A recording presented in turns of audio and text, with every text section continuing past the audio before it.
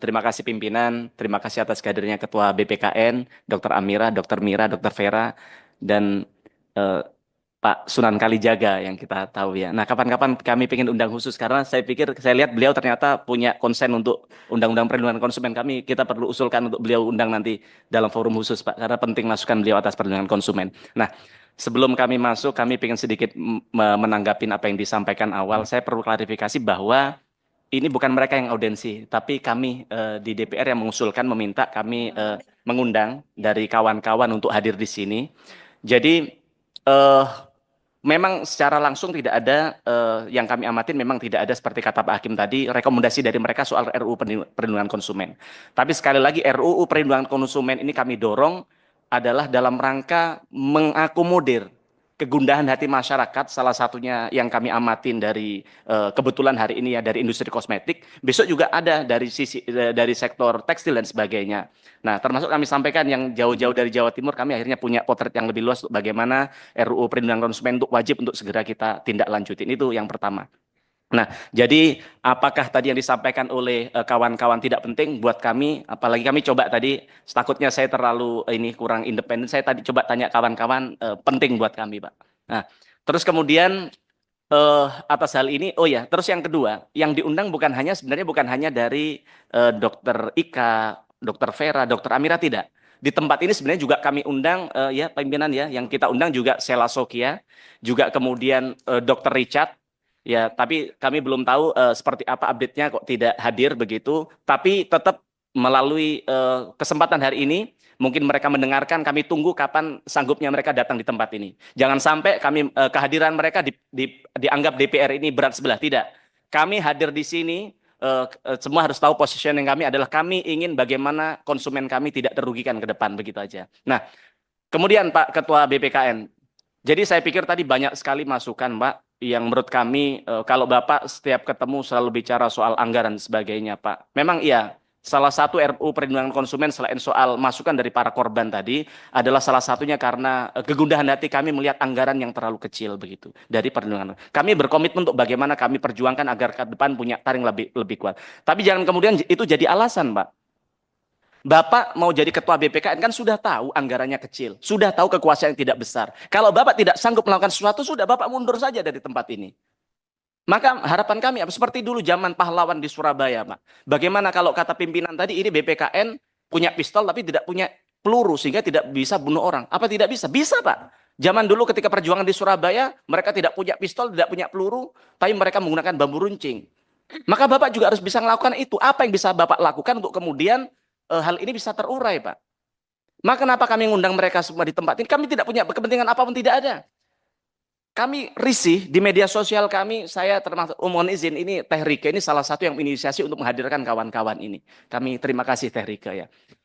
Beliau yang salah satu yang mendukung untuk bagaimana kami menghadirkan. Karena apa? Kami ada kerisauan di hati kami setiap hari mereka ngetek. Saya tidak tahu, walaupun satu dua ada. Seperti katanya tadi dari Jawa Timur, saya ngerasakan juga. Buzzer-buzzer mereka luar biasa. Dananya tidak terbatas.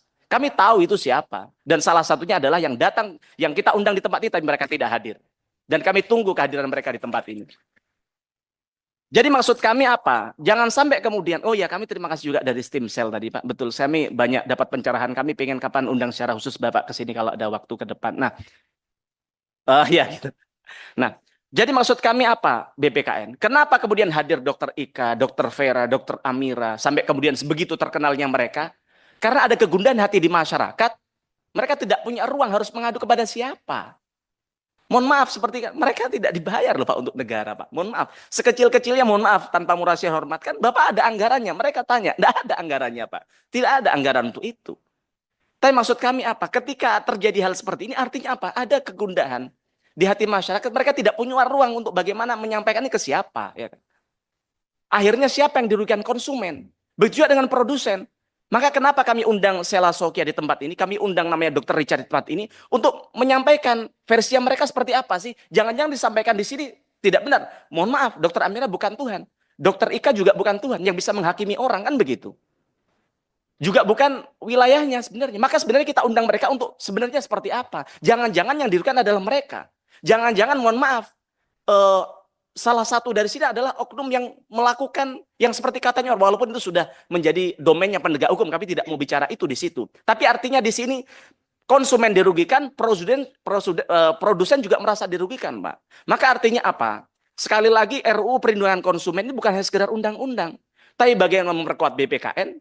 Tapi kemudian kalau ini diperkuat terus, Bapak tidak punya komitmen, buat apa? Mohon maaf, tadi ketika ada paparan, mohon izin, salah satu dari, saya tidak mau nyebut salah satu dari BPKN, HP-an saja, Pak. Kami jadi sedih di tempat ini. Ya Allah, kami ini jauh-jauh, apa namanya, mohon maaf, kami mengupayakan ada RUU Perlindungan Konsumen karena kami waktu itu mendengar dari Bapak yang soal anggaran dan sebagainya. Tapi kemudian kamu mau berjuang, kami juga ingin mendengarkan dari Mas. Tapi kemudian Bapak tidak mau menyerap apa keinginan mereka. Jadi artinya kami pertanyakan keseriusan Bapak dalam soal ini apa. Nah, kemudian kami minta tanggapan dari Bapak, ya kan. Jadi sebenarnya yang dilakukan oleh para para influencer yang ada di tempat ini sebenarnya apa yang sudah Bapak lakukan dari apa yang sudah mereka ini sudah dengan tulus hati melakukan. Jangan sampai kemudian karena Bapak tidak fokus dalam menjaga konsumen kita, kepentingan konsumen kita, kemudian ada peluang untuk melakukan pemerasan tadi itu, Pak. Yang itu sekarang sudah ada salah satunya yang jadi tersangka, artinya memang ada bukti, memang ada pemerasan. Artinya apa? Kenapa ada pemerasan? Karena tadi mereka ada ruang untuk melakukan itu. Termasuk di sektor makanan kemarin yang saya sampaikan soal Code Blue. Kenapa kemudian Code Blue melakukan pemerasan? Yang katanya walaupun sampai sekarang belum ditindaklanjuti sama dengan hukum. Maka di forum ini kami minta itu untuk segera ditindaklanjutin juga, ya kan? Agar tidak kemudian ada pedagang-pedagang kita yang mereka sudah merintis kuliner dari A sampai Z kemudian akhirnya mati gara-gara direview oleh orang-orang yang punya modus dan tujuan motif ekonomi begitu, Pak. Jadi kemudian soal ini kami sedih tadi soal pengaduan konsumen sektor obat dan makanan 2021 11 bahkan 2025 hanya satu. Padahal Dokter Ika tadi ribuan tadi yang ditemukan di situ. Mohon maaf, tanpa aduan dari orang Bapak kan bisa melihat tuh di media sosial atau di e-commerce dan sebagainya.